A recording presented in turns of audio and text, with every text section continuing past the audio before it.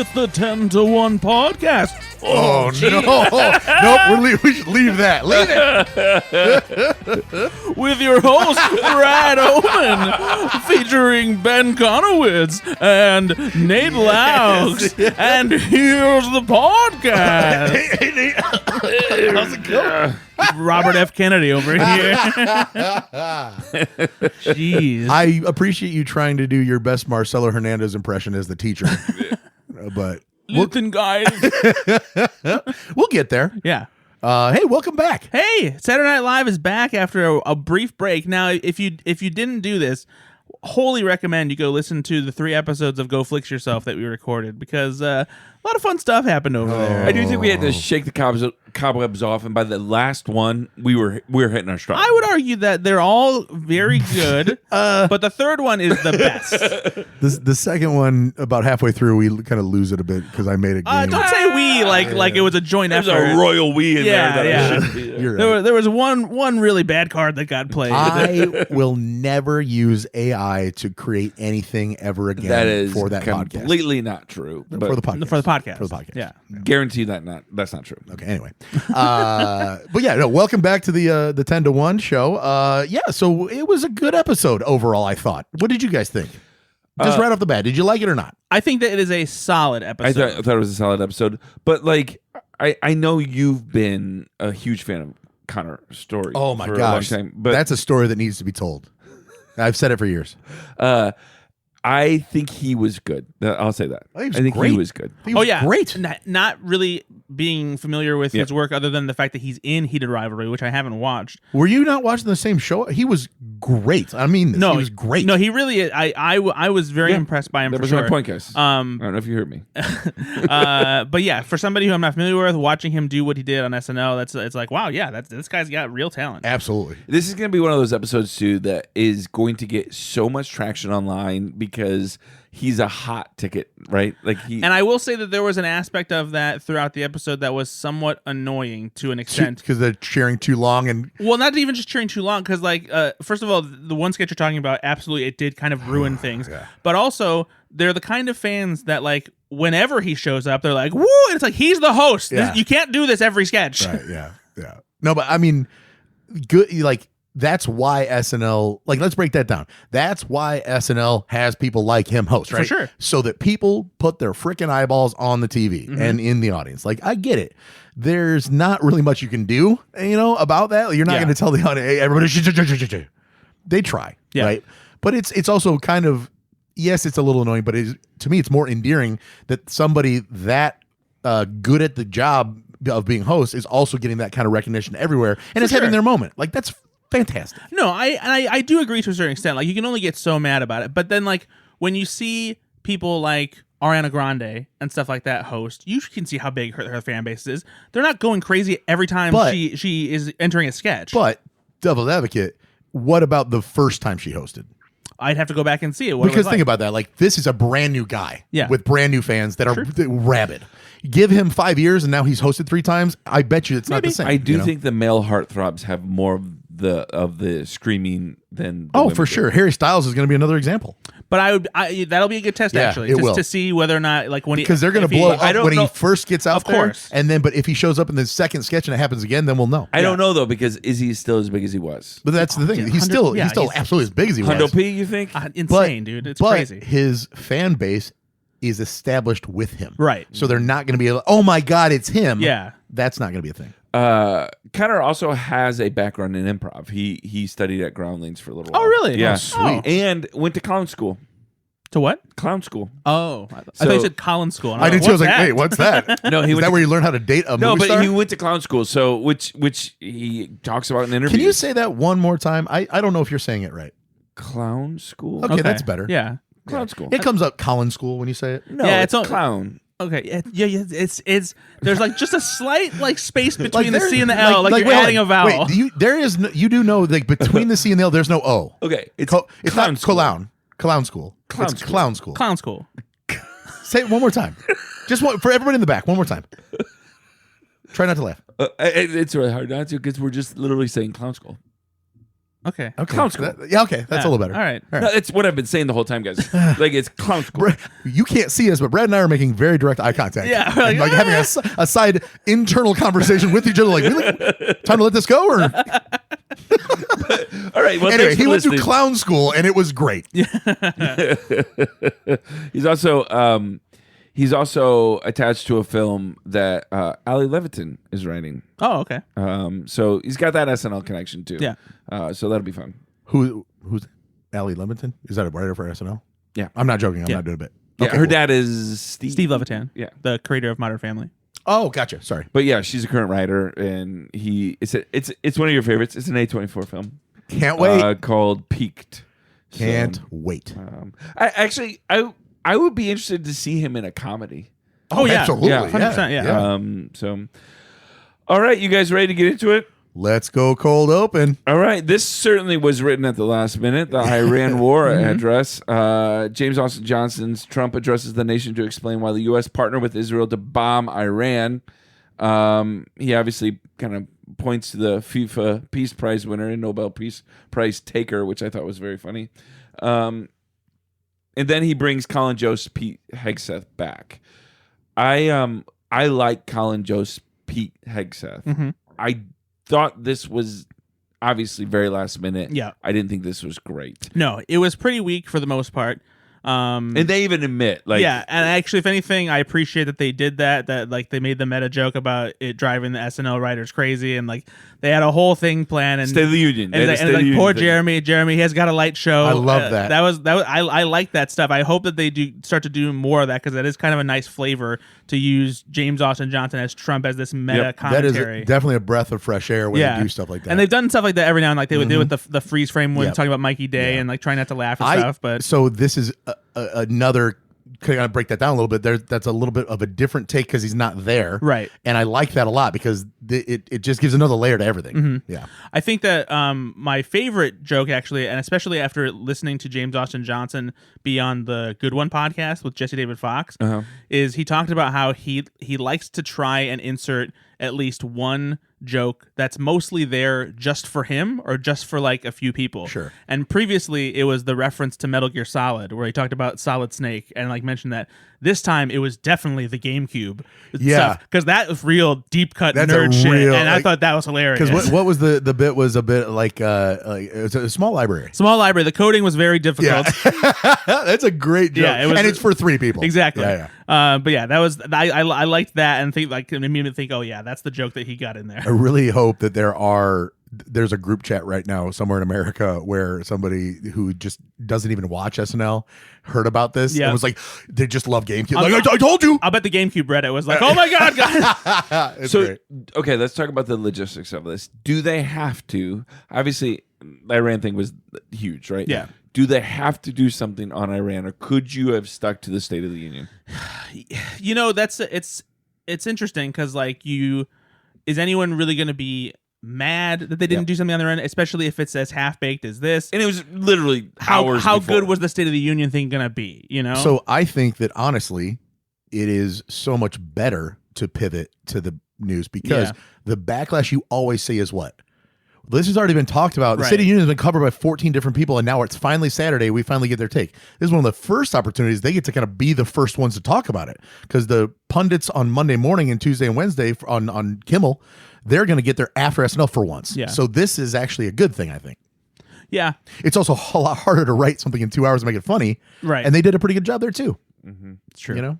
And I think that maybe also it is easier to make it funny when you know you've got a reliable thing like Jost as Hegseth where you know it's going to kill because it has for 4 times in I a don't row. think it killed this time, though. I think it was okay. Yeah, it wasn't. No, but I'm saying in the preamble to this. Right. So like you know that's you got to go to. They do have a strong position to pivot to. So even though they've only got to write it in 2.5 hours, they can still do it. Yeah. That's the end result may be different, but the run up to it, I think they're positive on it. right. All right, moving on. Monologue by Connor Storrie. Connor Storrie jokes about heated rivalries, cultural impact, and his own sudden rise, going from waiting tables to hosting SNL. He also brings out Jack and Quinn Hughes from the gold medal winning U.S. men's Olympic team, but the men that are upstaged when U.S. women's champions Hilary Knight and Megan Keller come out. What'd you think of this? Did this work for you, Ben? So they don't always do things like this when somebody wins a gold medal or wins a national championship or something like that. It's not always, but I think that because the crossover into political stuff and because it's that well known that the snub, the this, the that, I think it makes. And he's a hockey. Yeah, it was a hockey show. Yeah, it was a hockey and thing, obviously the hockey connection. But I think you need both. I think it needs to be that relevant and not just because they won gold, but because there was a little drama. I think that's the thing that made the booking happen more than just the fact that he's a hockey player and they just won gold. I honestly do think there's a little bit more there. I don't know, honestly, because like when they do wouldn't it be great to have the men on and then also have the women? Like, yeah, no, I'm sure that came into play as like they knew that it would play, but I think that the hockey thing is what really made it work, and the timing of it being right after the Olympics. That's fair. That's especially since NBC is the home of the Olympics. Yeah, no, that's fair. The synergies that's fair. there. But how do you think the hockey players did? Not great. Well, they're hockey players. The men. Yeah, the men were terrible. It was like you said, you took middle schoolers and said, "You guys are doing a play today." Yeah. Oh. Yeah, they were horribly awkward. Did you get your teeth knocked out as well? I did appreciate though that it seemed like that they were the like dudes who were probably like not necessarily on board with like the shit that was being said about like making fun of the women's team and like. I mean, they did laugh. There was some pushback because they were, but they've also been, these brothers have been very pro like. For the teams that they play for in the NHL, having Pride Nights, they've been very publicly for that. They also publicly said they think it's kind of much ado about nothing and people need to move on. But also celebrating the women. So it's a little complicated. But the fact that the audience was so loud and like they had to wait so long for the cheering to go down for the women's team was amazing. Yeah. And they had a great joke. The women did a great job. Yeah. They look like they've had some more media training maybe than the men. Yeah. I thought Connor was very good. He made a couple really good jokes. I also thought it was a little just like I don't know, like the sex symbol part of it was just a little like the screaming and everything was just a little weird at times. Like it was just a little played up, a little bit like, and he didn't do anything. It was obviously the 12-year-old girls in the audience, but like it was just I don't know awkward. Are 12-year-olds watching Heated Rivalries? They shouldn't be. It's pretty graphic. As he alluded to with the one scene he could show that was family friendly. So maybe rethink that part. Like, I think if you're showing Heated Rivalry to a 12-year-old, that might be a felony. I don't know who the girls are. Felony?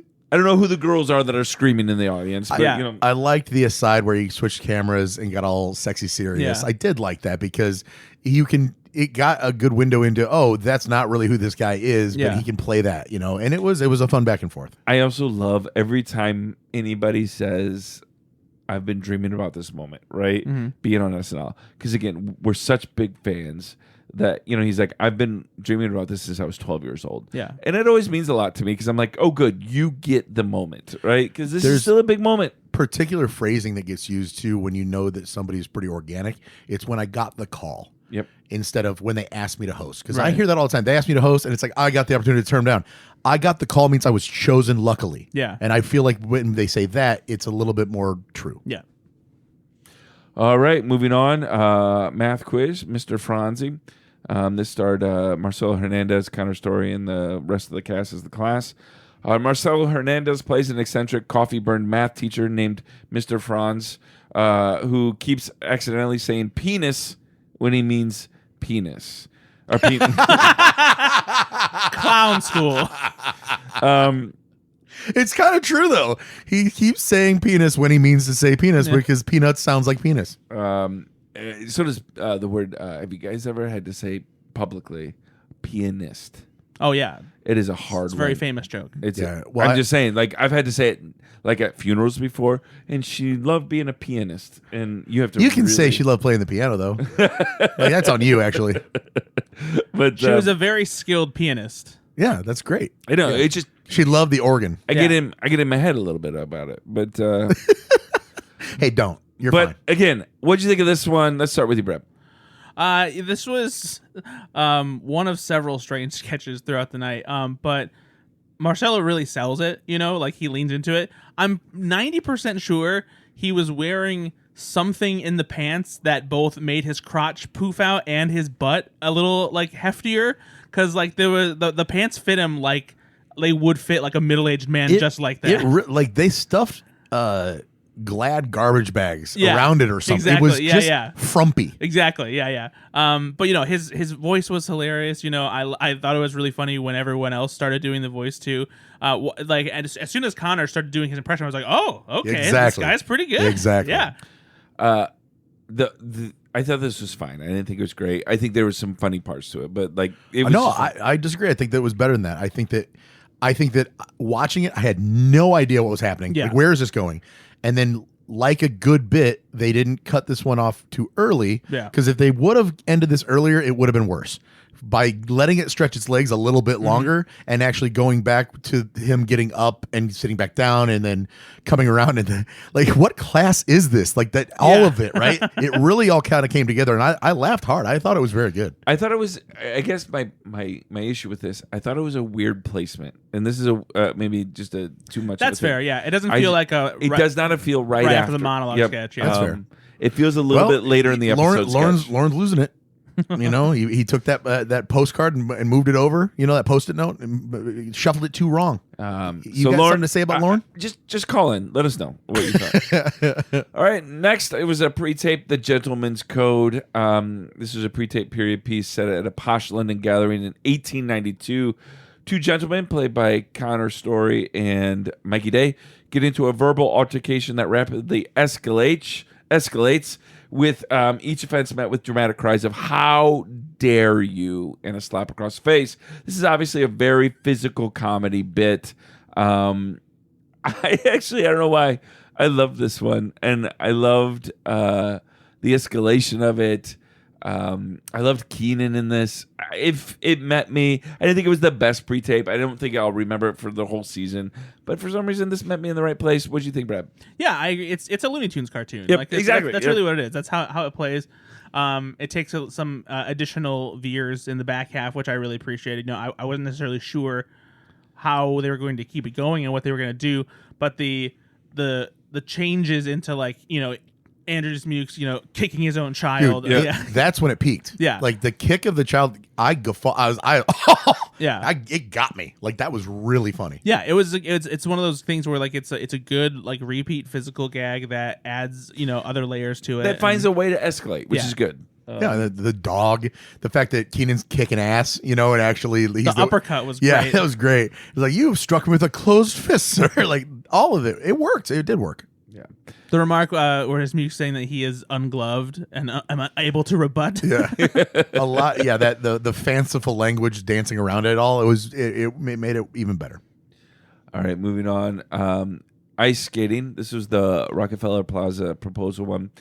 This had Tommy Brennan, Veronica Slowakowska, Connor Storrie, Mikey Day, Ben Marshall, and a surprise guest, Hudson Williams. Tommy Brennan tries to propose to his girlfriend, played by Veronica Slowakowska, at the famous Rockefeller Center ice rink. This is right in front of the studio, right? It's in 30 Rock Plaza. Yeah. In real life, it's outside that building. I mean, obviously it was on the stage, but as she tries to explain that she's not ready, Brennan keeps getting completely distracted by a group of guys behind them who are having the absolute time of their lives skating around.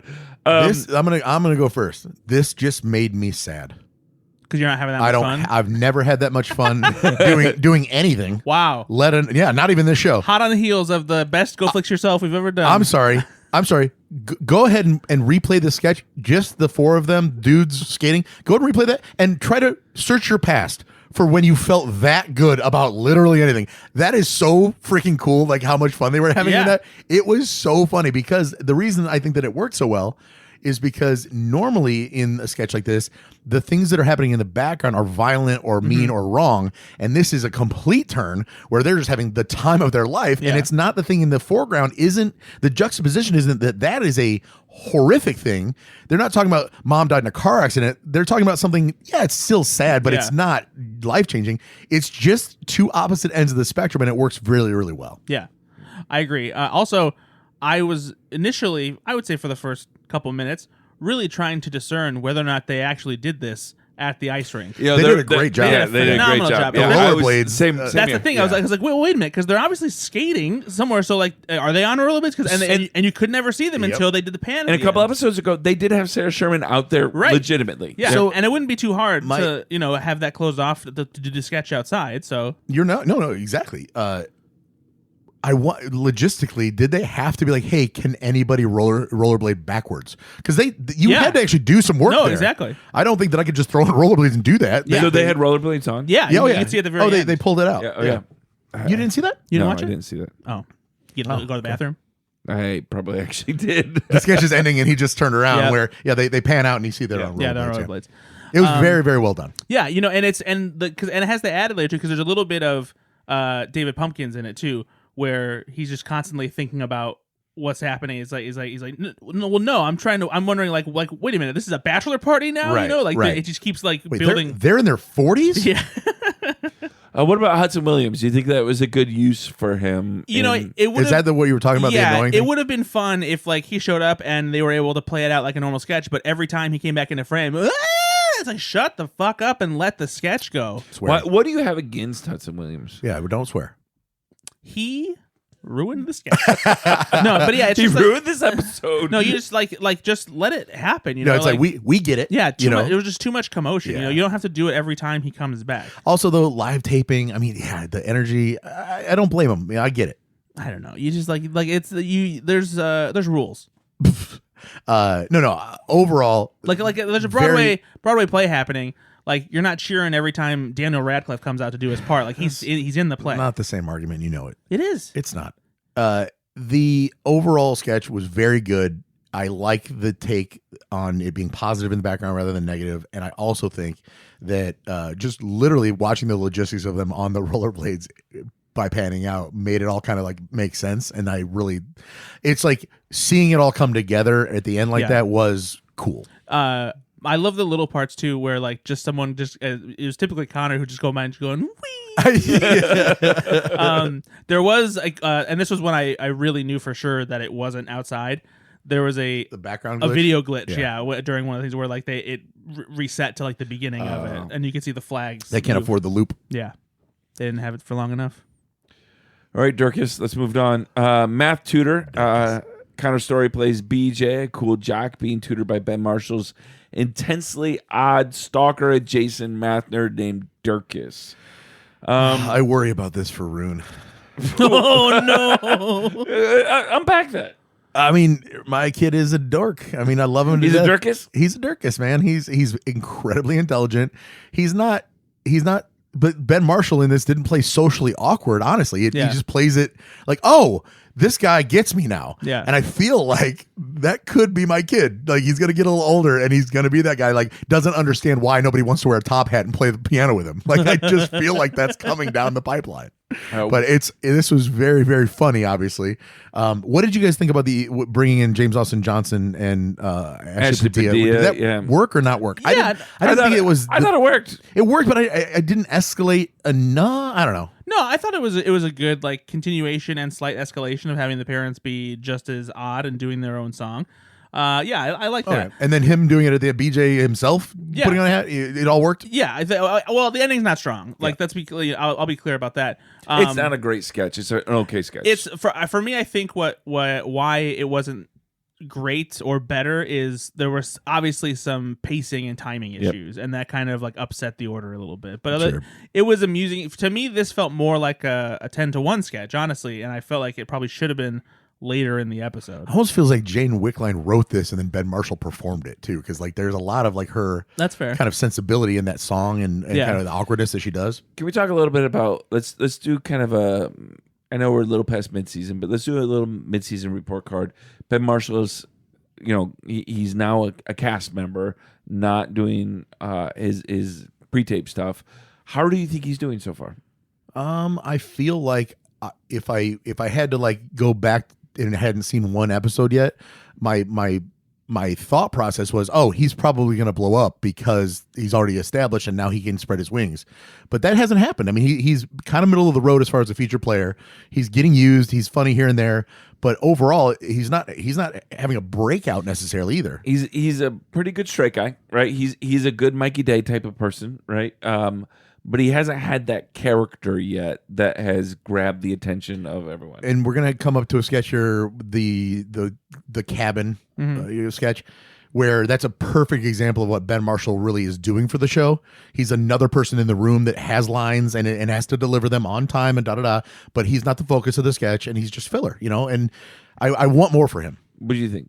Yeah, I mean, he's still just a featured player, even though he was Please Don't Destroy before, and it's got to be hard to deliver stuff on your own when you're used to working with your guys. Like if he doesn't have Please Don't Destroy to work with anymore, and so he's got to kind of reestablish himself, kind of similar to the way that Kyle Mooney did after Beck Bennett left. Him and Beck couldn't do stuff together anymore. I'd like to clarify too that I am pulling for it to still happen. I think he's love him. Freaking hilarious. Oh no, he is, like, and he's doing good in everything he's doing. He's just not found. I want it to pop. Yeah, I want more. Like I think it's tough too, like when to make the comparison, like Ashley Padilla is also a featured player, but she's having a huge breakout year. But like not everyone can do that on a show like it's SNL, rare, right? Yeah. Yeah, no. And there's still time. Obviously, he's not going anywhere. Like, it's not like he's shitting the bed every week and it's like, oh, when's he going to get off the show? Yeah, and I don't even think he's doing bad. No, not at all. At all. Yeah. Why do you hate him? Why do you hate him? Yeah, Brad, why do you hate him? See, it's not a visual medium, so like we kind of confuse we all looked at each other. We did the Spider-Man meme. Next was I do want to mention this real quick because I'm a music fan. Mumford Sons had. Did you notice this? Because I know you're a music boy too. Mm-hmm. They did songs. Two of them. But they had Hosier. Is that the first time they did two songs on the show? I don't watch the music with you guys. Oh boy. Did you notice they had Hosier? Obviously. Mm-hmm. Yeah. Did you see who was in back playing guitar? No. G.E. Smith. Aaron Dessner from The National. I couldn't pick him out in a lineup. I don't know what those words you said Well, are. he's an incredible producer. He does Taylor Swift stuff. He does lots of different stuff. No, I know his name. I just don't know what he looks like. No, those were nonsense words. But I think he produced this album for Mumford, which makes me more excited because he's a great producer.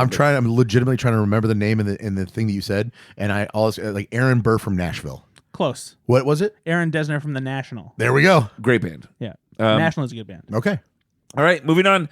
It's time for Weekend Update. Get your computer out, please, Bradford. That's not. So I'm changing it up, Nate. Yep. I don't care what his barometer says. It's because it's 100 for me. I loved this so much. I thought that it was literally, and it's not because I think what Brad's going to think. I'm saying for me, if I could get a repeat of this the benometer is 100 on this. And it's because it's got every single thing that we talk about is pitch perfect here. There is so much back and forth. There is Jost having to read shit that is not meant to be he didn't write or whatever. There is the Weekend Update characters are fantastic. Like the jokes were so funny. Mm-hmm. This was, in my opinion, one of the more perfect Weekend Updates. And let me say this: I think it was certainly the best of the season. Okay, Brad, give us your number though. What do you think? I'll just tell you. Yeah, just tell us. It's 85.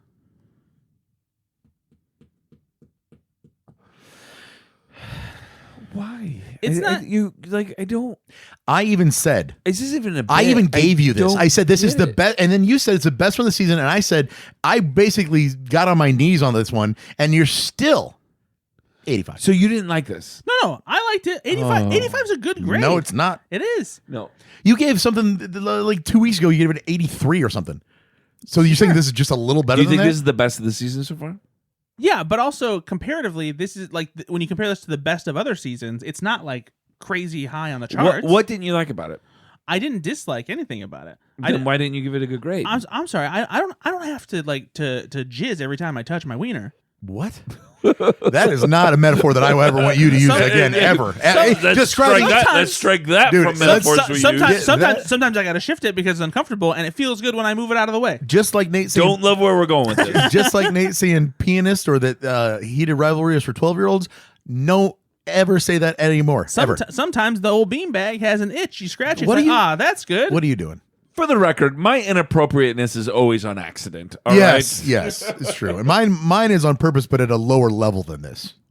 Sometimes the coin purse Anyway. Okay. has to be given a little jingle. Oh my gosh. I'm with Ben more than you on this one. I thought this was a very excellent good weekend weekend update. It was very I thought funny. they were having a ton of fun. Yes, they were. What is this, Iran? But I also think they brought in some good stuff with Iran right away. Yeah. Playing Sarah Sherman's. Let's get into it. Sarah Sherman's bit was utterly fantastic. You don't want to talk at all about the jokes? Okay, we can do it. But I'm just so excited. It's fine. All right, let's get Okay, I will You say didn't even like the "Hear Me Out" segment that Collins hosted. that's the Oh my way. God, Yeah, that was Hear Me- great. That was so It good. was fantastic. But, I mean, Prince Andrew, River Corpse Yeah. was just perfect. Such a great joke. Che getting in trouble, kind of, for the Iran stuff, comparing America to that. Not getting in trouble, but not getting the applause he should have gotten. These are just good jokes, man. No, they it really was. are. It was really good. all right, fine. Let's do. Fine. Let's start with Veronica Slowakowska's Katie, the Maid of Honor. This is a new thing for her. Slowakowska played Katie, a Maid of Honor, who's supposed to be recapping news headlines from her friend Beth's wedding weekend. I thought this very very much reminded me a little bit of Heidi pulling out a character probably from somebody in her past that she's done before. What'd you think of this one, Brad? Let's start with you. This is impeccable character work. It's so good. The voice that she has for this sounds just like every bridesmaid speech you've ever heard. Yep, that's what I'm saying. It's so good. Right? The cadence with which they deliver punchlines in like a knowing, winking, like, yeah, I'm saying something funny kind of way. Cody. I think that I've seen this at every, and I'm not even joking. If you're listening to this, and I know you, and I've been at your wedding, this was her speech to your wife or whatever. Like, that's 100%. This could easily be a recurring character for me. Yes. Like this was for sure. She formed. I think I really am excited to see some other things that she could do on Weekend Update. Yeah, because like I said, we don't necessarily have a new Heidi yet, right? Somebody that like just brings a lot of different characters that does it like just spot on impressions. I think Ashley's getting close. Though. Ashley's getting good. But I'm just saying, I think there's another bit of that, like the frat girl kind of like, you know, like I think Veronica can get access something different than Ashley can. I think I would say that if Ashley is Heidi, then Veronica is Chloe Feynman. There we go. Yeah, I'll take it. Albeit potentially with because Chloe's still on the show. Yeah, but. and maybe not quite as much aptitude for impressions, at least not that we've seen yet. No, and I think that it's not saying that she's like Feynman light. No. It's saying it's a different skill set. Right, exactly. But she has a similar presence as far as the kind of character she plays. Again, I think that not even again for the first time. I think it goes to she has characters, not impressions. Yes, and that's the difference, right? Speaking of, I never even thought of this until you said this. Chloe had a really light episode. She didn't have anything. She was in one of the sketches, at least, I think. I don't think she was in anything. Wasn't she in the office dance sketch? Am I misremembering? No. I don't think so. Maybe she wasn't there. I don't think was she was not there. anything. Maybe she was off this week. SNL fandom says that she was not in this episode. Oh, okay. She was in the credits, obviously, but maybe she's busy with something. Yeah, I don't know. Interesting that I didn't notice that she wasn't in it, right? Until you just mentioned it. So I love this. I need this to come back, though. I need the exact same shtick. Do the bridesmaid maid of honor thing again. Talk about Cody. Different, right? Yes, same thing. Just obviously give me different news, and I want to see 9 iterations of this, and because I think there's more. Don't get me wrong. This is very good. Yeah, but the you think there's even something better there's definitely more here. The absurdity, the absurdity of the juxtaposition is what really sells it. Exactly. Like the dark tinged news being presented with that tone is hilarious. And they're 80% there. Yeah, there's something about the connection between the two that is either, and I can't answer this, but it's either that directly word plays into it or not. I don't know exactly what it is. I think that what they have to do, maybe to perfect it, my suggestion of what I would do if I were doing this. They're listening. Go ahead. Would be that you need to figure out the most like loose tangential connection from the news and to find that, and still hit and keep hitting that. Yeah. Because of course, comedy is what's unexpected. So if this is the news story and this is the thing, how are we going to connect it where nobody sees it coming? Is half the battle. Yeah.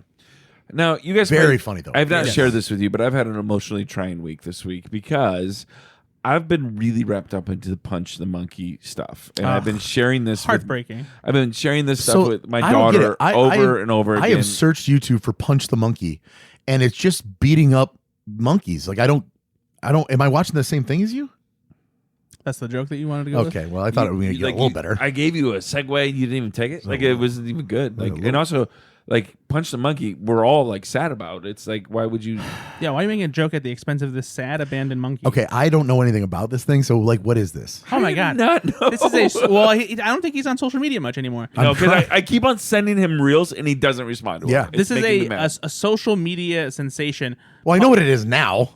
I saw SNL. Well, maybe listeners don't. Oh, sorry. Yeah, so all over online, if you haven't been paying attention, there's this tiny monkey named Punch in a zoo. Literally the cutest thing I think I've ever seen. He was rejected by his mother. Like his mother literally pushed him away. Well, what'd he do?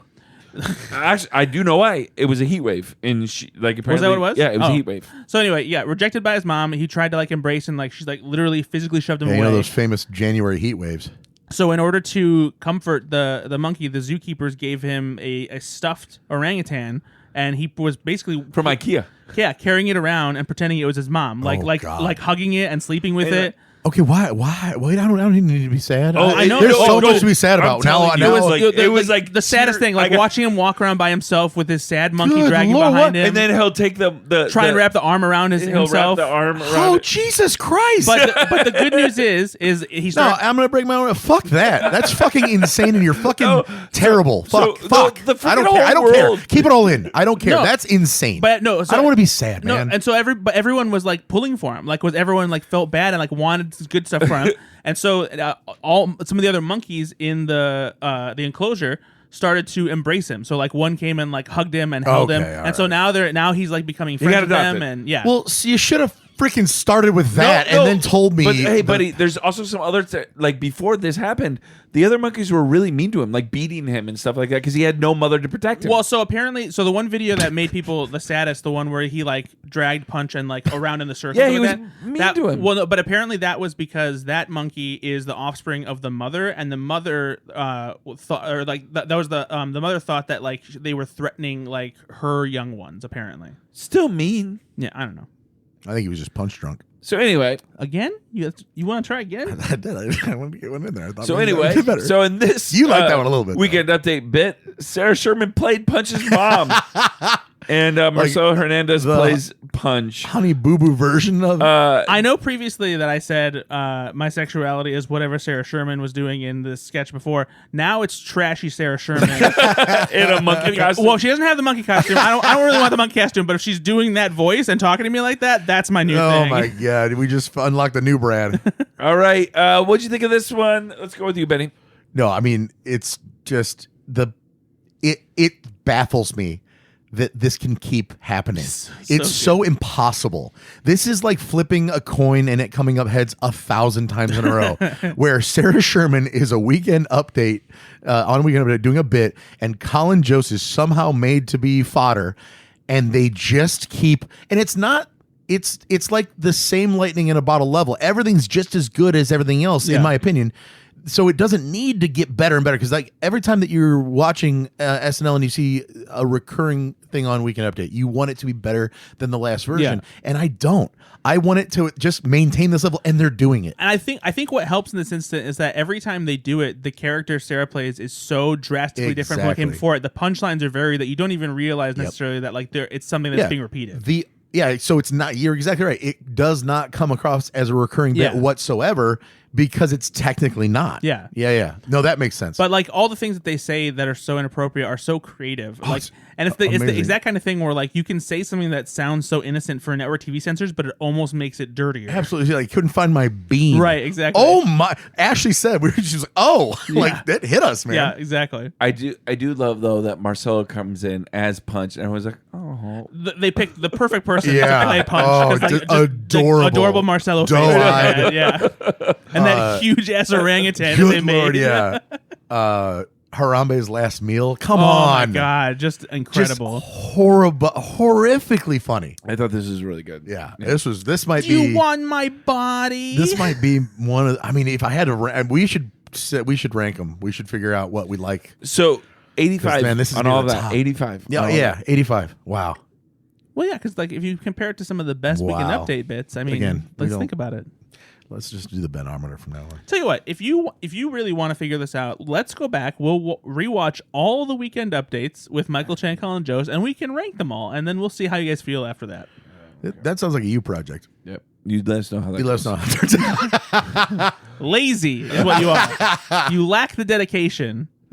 All right. Leg lengthening. This was Marcelo Hernandez's character. Griff has clearly had an illegal leg lengthening surgery in Turkey. Lengthening. Do you know that this happens? Like people do this? Oh, yeah.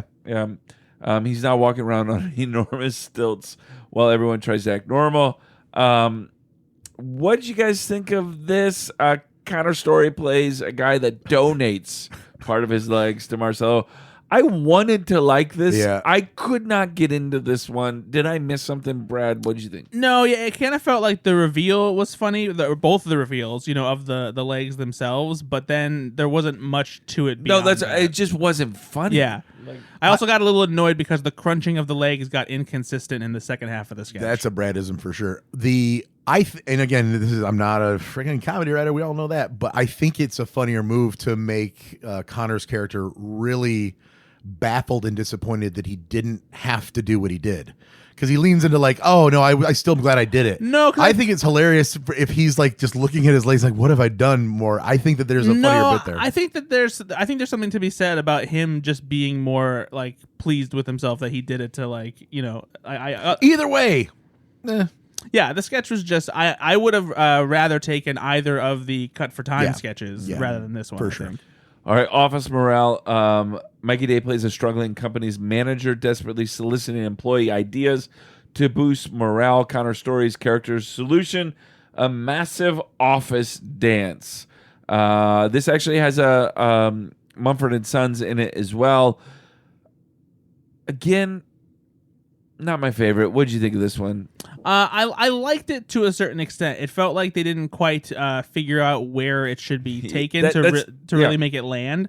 I like. Was that a Hilary Duff ending? Is that why that was funny? I'm honestly not sure. Because when it ended, I go, oh, that's a weird way to end it. But then Ashley said, oh, that's probably something from Hilary Duff's career. It might be Lizzie McGuire. Maybe it's how like Lizzie McGuire. Well, she's going on tour. Is that like? No, I mean just like the character is really into Hilary Duff in the sketch, like Mikey Day's, and that's how they decided to end it. So it must be connected to that. That's all. But it didn't hit me because that's not.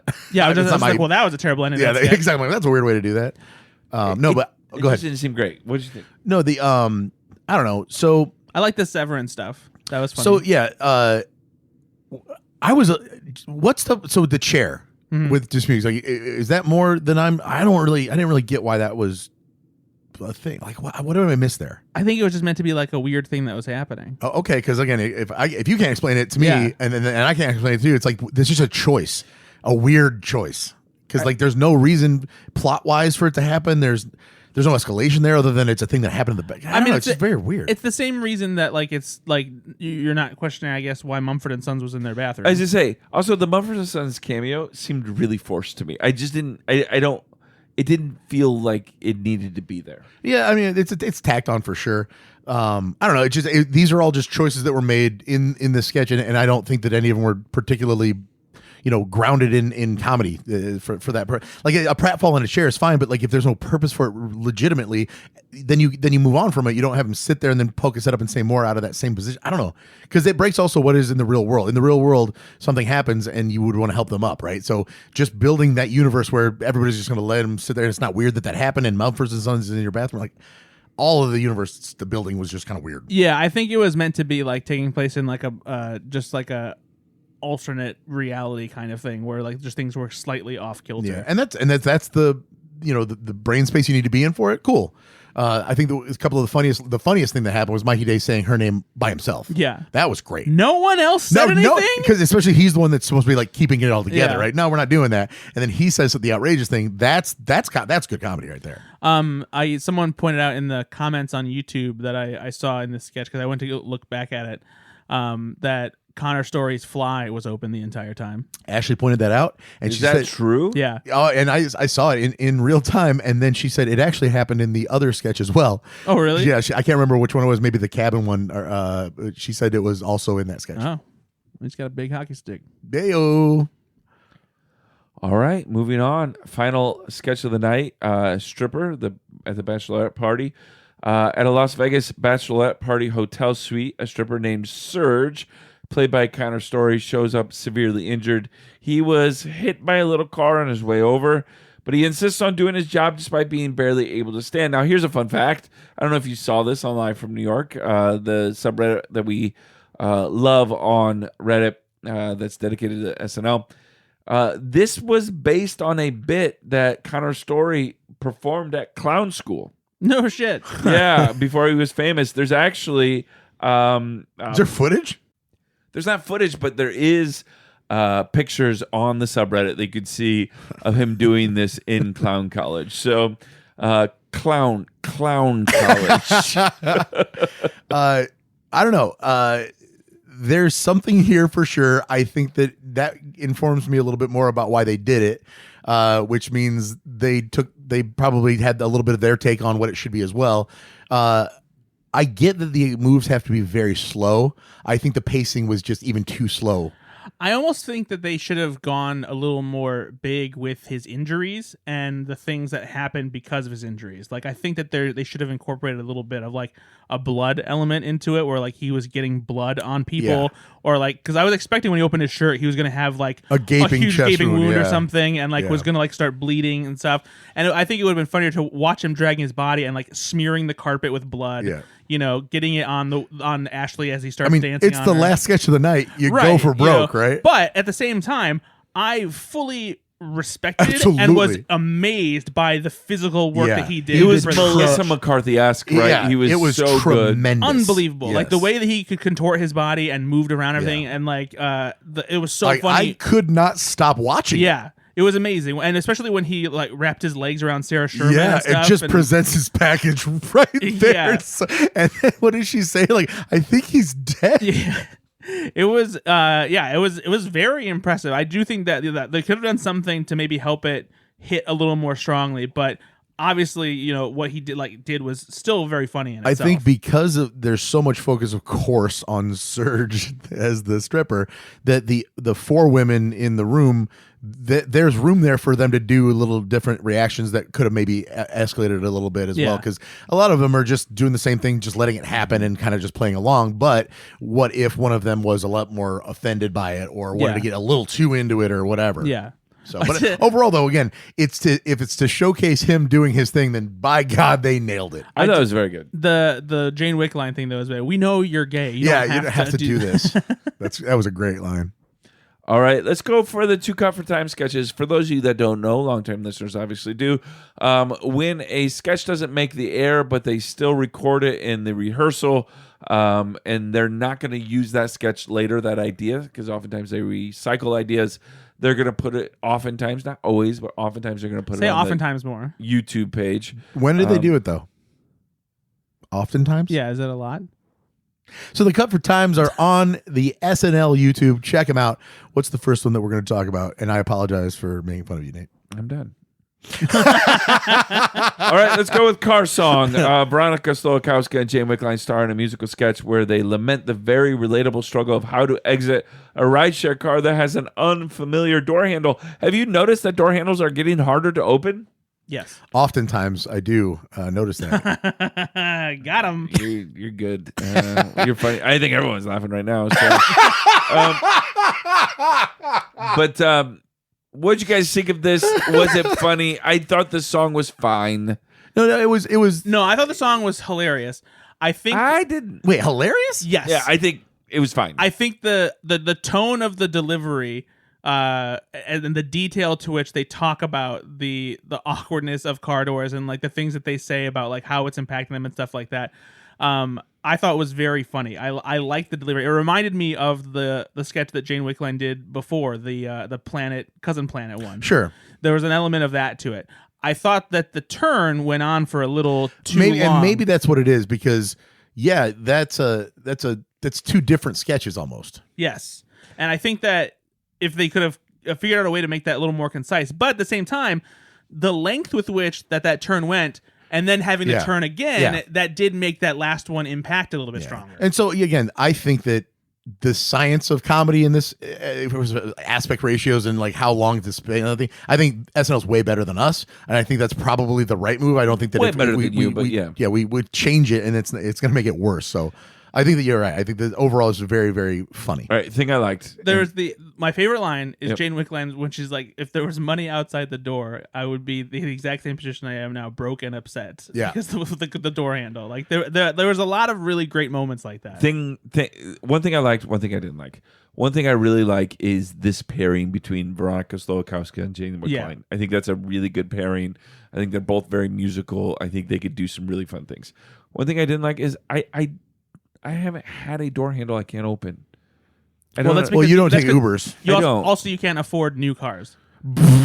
Jesus Christ! Hey, no, I can't either. So no, so I take a lot of Ubers, and sometimes the car that shows up is a Tesla. Yes. And the first time I absolutely had to ask him, I was like, where the hell do I press You don't know how to open a Tesla? on the backseat of a Tesla, there's a button. It's a button, yeah. And there's a lot of new cars that have buttons instead of handles now. It's just a button. But it's not always easy to find. And it looks just like the window button. Well, it's 10 o'clock at night. Yeah. It's in a car I've never been in before. I'm reaching and like flat panning it. Yeah. You're like, what the fuck? I'm sorry, I keep swearing now because it's what the heck am I doing? You know? Some guys from Indiana visiting the city. I get it.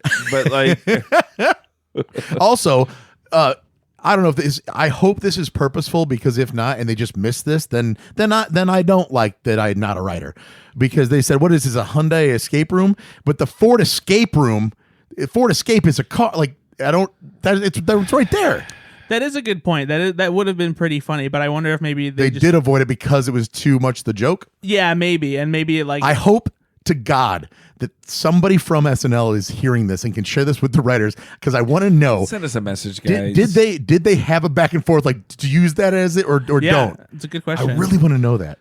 All right, moving on. Cover time number 2: the National Workforce of Rethinking Disabilities. This is just they. Oh, hold on a second. We didn't directly address that at the very end of the sketch. I just want to point out that the groin gutters on Connor Storrie were. I paused it, like breathtaking. When he goes shirtless, I gasped. Yeah, and I was like, "That's not real." And I paused it. And I had to look at it, like, "What the heck am I watching?" Insane chiseled man. Yeah, just uncomfortably. He's fine. Like ridiculous. Yeah, good for you, brother. Yeah, go get it. All right. The National Workforce. Well, let's talk about it a little bit more. Did you like that I said groin gutters? Yeah, I was saying, but I didn't know what it was immediately, and then I was like, "Oh, okay, yeah." Because I can't say the other one. Yeah. All right, fun gutters, goof juice gutters, gutters. That's my competition, actually. Moving on, in the wake of the Real BAFTA Awards controversy, where Tourette's advocate John Davidson accidentally shouted an unbleeped slur word. While Sinners, I think it was Michael B. Jordan was up there. And Delroy Lindo. Yeah. We're presenting. SNL's assembled a group of canceled celebrities who all claim their various misdeeds were actually Tourette's. This is a very funny premise, and it gives the SNL cast members their chance to do an impression maybe they're working on or whatever. And Connor Storrie is actually a very skilled impressionist, I could tell. He did some other work. Obviously, he can do accents and things like that. What do you guys think of this one? Did this work? I like the premise of this. I think it's very relevant. I thought it was very funny. I like taking these kind of canceled actors and saying, yeah, it's Tourette's for me as well. Yeah. What'd you think? It's a bit of a challenge, and I wonder this is maybe why it was cut for time, but at the same time they still put it online, so they know what they're doing. But it's a difficult line to dance to not make fun of it and punch down. Yeah, not even punch down, but also not making it seem like this makes an excuse, to make fun of Tourette's. That's what I'm saying. Like, by punching down, like you're making fun of the disease and not exactly. But having it be that the worst people in Hollywood are trying to use it to get out of the joke hot water. Being, of course they are the idiots. Exactly. They're the bad people. Yeah, that's what makes it work. But I feel like this is a very Robert Downey Jr. blackface type of thing. Yes. Where if it gets released, people are laughing for the wrong reasons or they're offended for the wrong reasons. Right, 100%. Yeah. I'm glad we got to see it though. Yeah, all the people that they picked to do this with were Armie Hammer. This stuff that was so freaking funny. So good. Everything was J.K. Rowling, and then her condition, right? Long-term opinionated Tourette's, like just bending the reality to fit whatever you're doing as a bad person. Oh, chef's kiss. Yeah, it was really funny. I would have liked to have seen this in the episode. Yes, I kept thinking about more bad people and who could impersonate them. I'm like, get them all out there. But yeah, I like this. I also like that Michael Che played himself. Yes. Yeah, that's funny. Nice touch. Good stuff. So, all right, that's the episode. Let's go to MVP of the episode. Who would you pick? I'm gonna go with. I'm gonna go with Connor Storrie. I didn't love this episode, but I loved him. I thought he did really well. I'm gonna absolutely going. I'm giving it to him too. He was very impressive, and I think he did a phenomenal job of doing a lot of different characters, a lot of different comedic styles, and he had a lot of energy too, which I appreciated. Yeah, honestly, the stripper sketch alone was like enough for me to be like, oh, this guy is great. This guy, what a special talent to be able to do all that. It just. Wow. And I think it's probably also because anytime somebody is new enough that I've never heard of them, which is these days getting to be a long list. I know, you're super old. But Heated Rivalry, it's not a show I watch, right? So I'm like, oh, great. Why don't you watch it? It's another Jacob Elordi going to happen here, or are we, and that's what you're thinking is going to happen. But then you hit with this, and it's so unexpected. And I said it earlier in the episode: if unexpected is the source of comedy, then my goodness, I was surprised and I loved it the whole time. Jacob Elordi is getting a pass from me. After hearing Akiva Schaffer tell a story on the Lonely Island Seth Meyers podcast where Akiva was at the Critics' Choice Awards red carpet and Jacob Elordi was nearby and he saw Akiva and he literally told his people, oh, you guys go ahead on without me. And he came over to Akiva and told him, he was like, I just wanted to let you know I'm on a Boat is my karaoke song. He's like, and I love Just Two Guys. And like just gushed about Lonely Island stuff. So Jacob Elordi is awesome and very cool. And Key was very excited and happy, like just to get that compliment because he wasn't expecting it whatsoever. So yeah, seems like he knows what he's doing. Sure, but does it make him a good SNL host? Probably. Jacob Elordi. Yeah. No. In retrospect, I'd say he's great. Oh boy. Did you see the episode? Yeah, I think we all did. No, he was not. But also, does this mean like you know what? I got to give a. Travis Kelce he loves the Lonely Island. No, but it's different when you like specific.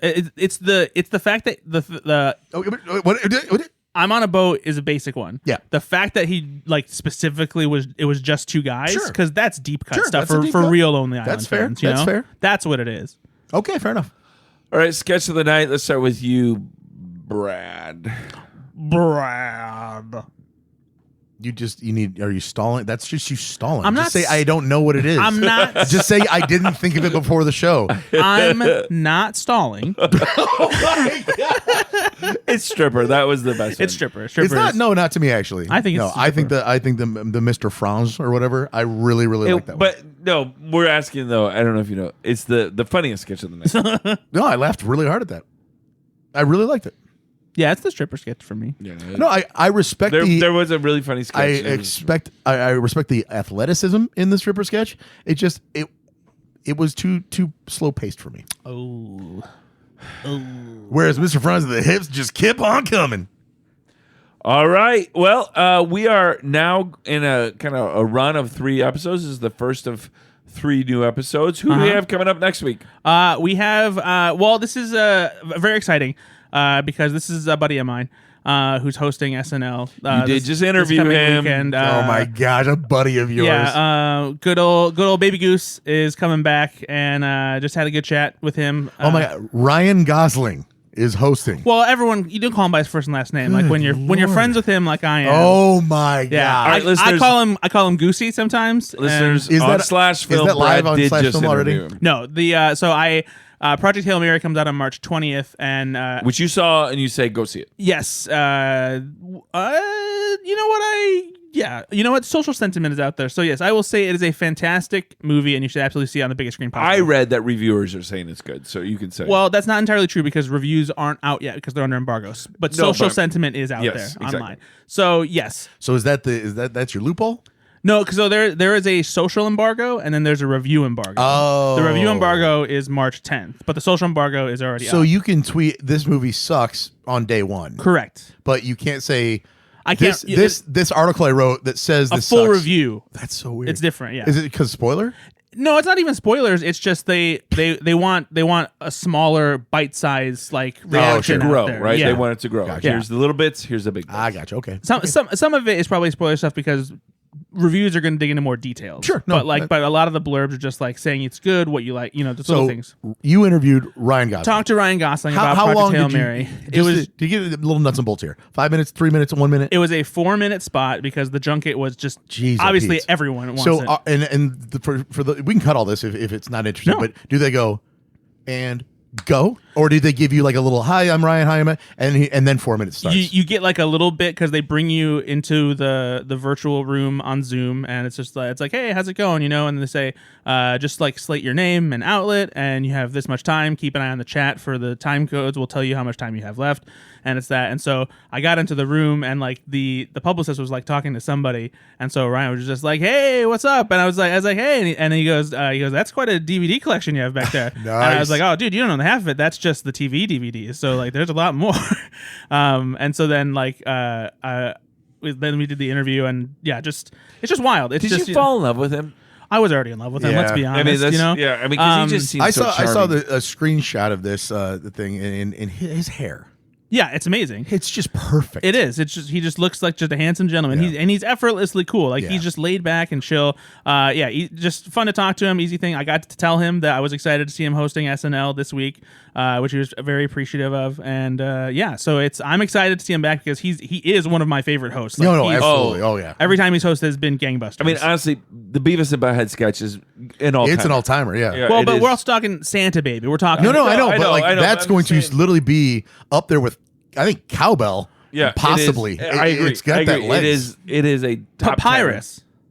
Yeah, I know. Close Yes. Encounters. I know, listen. The first Close Encounters. Yes. 10. We're not arguing. We're not just arguing. saying But the Beavis and Butthead took on a life of its own. It became a cultural thing. Right? The Close Encounters Uh-uh. is a recurring It sketch. was not a cultural thing, though. The Beavis, We loved the it. Beavis and Butthead thing. Sure. Was international. Yeah. And nobody that even gave a crap about SNL knew what that was. Yep. Sure. Agreed. So that's why. Right. I mean, it's And for good reasons. yeah. Seriously. Oh man, I love that. I'm And gonna watch that tonight. for music fans, Gorillaz is going to be the musical guest. And then March 14th. Has Gorillaz been the musical guest on SNL before? I don't think Maybe so. back when they were Blur. No, I don't think so. You said you don't know about music, so don't make references like that. But that's, mean, that'd be that's good a for true him. I thing. know, but stick to your character. What? I'm not allowed to know that. No. I don't. You look at me I don't like you think they don't have. know enough about music to have that. So that's interesting because this is Saturday Night Live, and Gorillaz is famously an animated band that does not appear live when they do concerts. They are animated. Well, so no, I think actually I do remember them hosting it because there was just a screen, or maybe I dreamt it. they've done that in concerts, on stage, and live performances at like the Video Music Awards, and I think there we like go. things Maybe like that's what I'm that. thinking of then. But I don't think that they've done an SNL because I don't remember them doing anything on SNL. No, I don't think so either. So it's Baby Goose and Gorillaz. So Goose and Gorilla, and then my the next favorite week, sandwich shop. The next week, another, I think, a quality guest. I need to go back and watch because I don't remember what it was like. But Harry Styles is pulling double duty again, and I don't remember how good he was. I do think that he was good, but I couldn't tell you any of the I sketches can't from his say episode. one thing that happened Yeah. in that episode. So I could give you, if you want, a little bit of the sketch titles. So we have, hold on, let me get through here. Lunch Run. I totally Lunch Run. Oh, yeah. Yeah. Doug, this had A.D. Bryant and Kyle Mooney in it. It was a pre-tape. Airline Pilots. None of these stand out. That's the Game. Yeah. No. I don't honestly think any of these stood out. Yeah, interesting. I'm gonna have to go back and take a look and see. Boding too well. Well, then. But he has not hosted in 7 years since 2019. Yeah.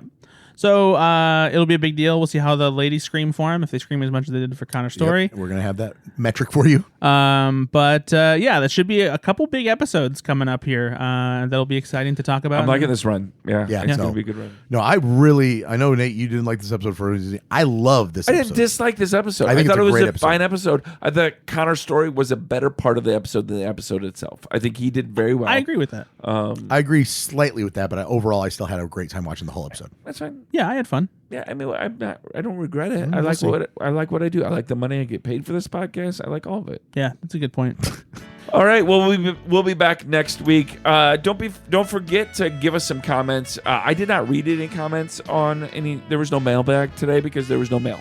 No comments on our YouTube. No one commented on our Spotify. No comments on anything. No one commented on the last episode before we took a break? I don't think so. Oh. No, it was just a lot of nothing. That's okay. So I'm hoping there's a lot of something this week. Well, we're really sorry for that last episode and how much we were terrible and you didn't like to leave a comment because we were bad. We'll take that. No, our listeners are great. Our listener numbers are great. But let us know what you think.